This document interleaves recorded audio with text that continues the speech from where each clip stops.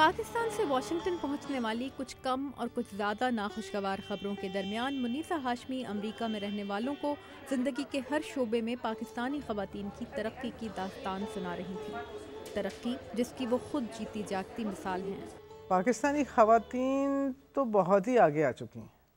یعنی ہاں روز زیادتیاں ہو رہی ہیں، روز تشدد ہو رہا ہے، روز عورتوں کو جلایا جا رہا ہے، مارا جا رہا ہے، چار چار شادیاں، وہ سب کچھ ہے، وہ بھی ہے، لیکن اس کے برعکس اگر آپ دیکھیں کتنی عورتیں ورک فورس میں آ گئی ہیں، اب صرف میڈیا کی بات نہیں ہو رہی، کتنی عورتیں چھوٹی بزنسیں چلا رہی ہیں، کتنی عورتیں پڑھ رہی ہیں، کسی بھی تعلیمی ادارے میں چلے جائیں وہاں پہ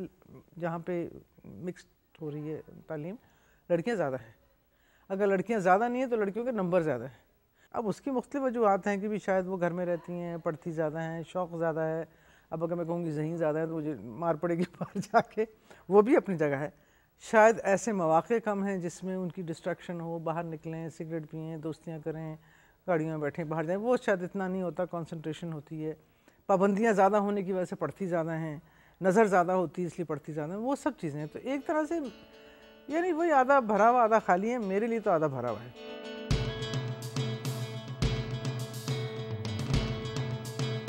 پاکستان میں ٹیلی ویژن کی تاریخ 1964 سے شروع ہوئی اور منیسہ ہاشمی ان چند اولین خواتین میں سے تھیں جنہوں نے آمریت اور جمہوریت کے درمیان جھولتے پاکستان کے اولین نشریاتی ادارے میں جدوجہد اور کامیابیوں کے اہم ترین دور دیکھے۔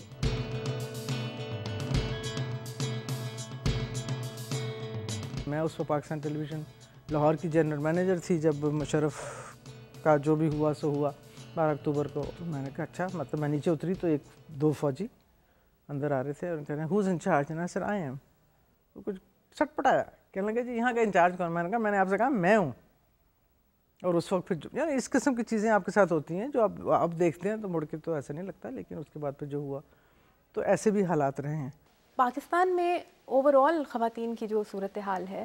اس کے ساتھ جب ہم میڈیا میں خواتین کی صورتحال کو دیکھتے ہیں تو آپ کو کیا نظر آتا ہے؟ کوئی حوصلہ افزا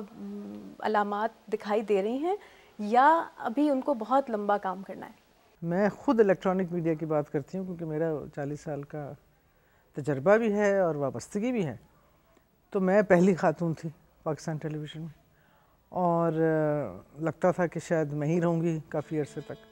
لیکن اب اگر دیکھو تو انجینئرنگ میں سوائے میرے خیال کیمرہ مین کے علاوہ باقی تو ہر شعبے میں، الیکٹرانک میڈیا میں، آپ کے میڈیا میں، آپ کے چینل پہ، ہر جگہ ہر چینل پہ خواتین کا یلغار ہے بالکل جسے کہتے ہیں، اور لوہا منوا رہی ہیں۔ ہاں جس بات میں ذرا سی کمزوری رہ جاتی ہے، جس بات میں مجھے دکھ ہوتا ہے وہ یہ کہ مینجمنٹ میں اور پالیسی میکنگ میں نہیں آئی، اور وہاں بہت فرق پڑتا ہے کیونکہ وہ ٹرکل ڈاؤن افیکٹ ہوتا ہے جو نیچے جاتا ہے۔ میں چونکہ مینجمنٹ اور پالیسی میں تھی تو مجھے پتہ ہے کہ بہت سی ایسی فیصلے بھی ہم نے کیے، ڈیسیجنز بھی کیے پاکستان ٹیلی ویژن میں، جس کی وجہ سے میرا خیال ہے کچھ تبدیلی آئی اور تبدیلی آگے چلی۔ پاکستان میں میڈیا میں کام کرنے والی عورت کے مسئلے ایک پاکستان کی دوسرے شعبوں میں کام کرنے والی ورکنگ وومن سے مختلف ہیں؟ کچھ تو ہے، مجھے تو آج تک یاد ہے 6 دسمبر 1971 میں جب جنگ چھڑی ہے تو میں دفتر میں تھی، اور میرے شوہر اور میرا چھوٹا سا بچہ تھا، اس وقت شاید 1.5 سال کا تھا، پونے 2 سال کا تھا، ظاہر ہے وہ ہو گیا، بلیک آؤٹ ہو گیا، ان کو آئے باہر سے، وہ فون وون کا تو زمانہ نہیں تھا، انہوں نے آواز دی ہوگی یا کچھ جو بھی ہمارا بندہ اندر آیا کہ جی صاحب باہر گئی، انہوں نے کہا گھر چلو جنگ چھڑی ہوئی۔ میں اندر آئی ہے، میں گئی، اب تو وہ خیر گزر چکے ہیں ہمارے باس جو تھے، میں نے کہا اس طرح، تو کہنے لگا کیوں؟ مجھے ہنسی آتی، اس وقت میں رو پڑی تھی، میں نے کہا جنگ چھڑی ہوئی ہے، میرا بیٹا باہر ہے، بی بی نوکری پہ آئی ہو، ڈیوٹی پہ آئی ہو، ڈیوٹی ختم کر کے ہی جاؤ گی، اور اب تو وقت ہے، جاؤ فارغ کرو اپنے۔ اب میں واپس گئی اور مجھے آج تک، آپ یقین جانیں اس بات کو کتنے سال ہو گئے، میرے ماشاءاللہ خود 3 بچوں کا باپ ہے، لیکن آج تک اس کی آنکھوں کے آنسو میرے سامنے جب وہ باپ اس کا لے کے جا رہا تھا کہ نہیں امی ساتھ نہیں آئیں گی۔ That was my first lesson، پہلا سبق تھا وہ کہ نہیں ایسا نہیں ہوتا، جب نوکری پہ کھڑے ہو تو پھر نوکری پہ کھڑے ہو اور ڈیوٹی پوری دینی۔ تو میڈیا کا کام ایسا ہے خطرناک، وقت نہیں ہے، اپنے لیے وقت نہیں ہے، ٹائم زونز ہیں، ٹائم لائنز ہیں، ڈیڈ لائنز ہیں، پلس اور مائنسز چلتے ہیں، تو میڈیا میں زندگی مشکل ہے، ہر پروفیشن کی اپنی اپنی ڈیمانڈز ہیں، اگر آپ جان دیں گی اس میں، وقت دیں گی، پیار کریں گی اس کو، تو وہ پھر پروفیشن آپ کو اپنائے گا، اور وہ پروفیشن پھر آپ سے بہت کچھ اور مانگے گا۔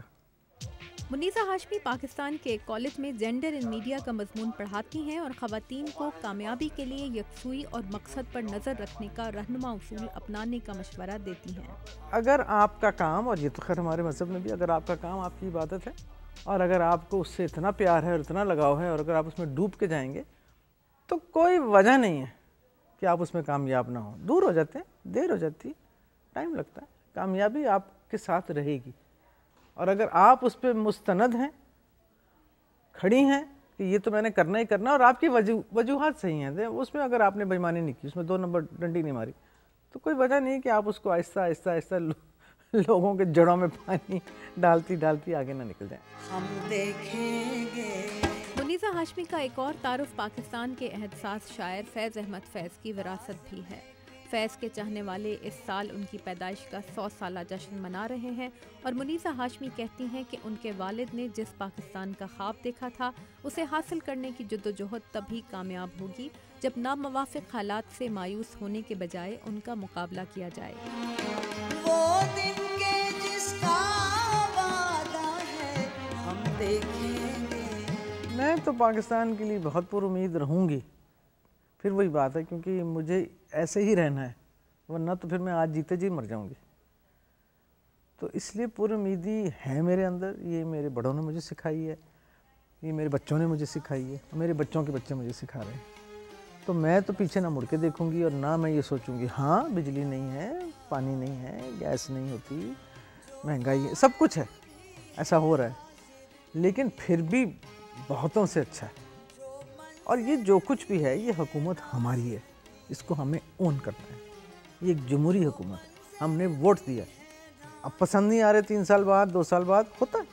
ہر جگہ ہوتا ہے، اس ملک پہ بھی ہو رہا ہے، لیکن یہ اونرشپ آپ نے اس ملک کی ہم ہی نے اونرشپ دینی ہے، اور صرف اس کو گالی دینے سے کام نہیں چلے گا۔ اٹھے گا الحق کا نعرہ جو میں بھی ہوں اور تم بھی ہو، تابندہ نعیم، اردو VOA، واشنگٹن۔ اور راج کرے گی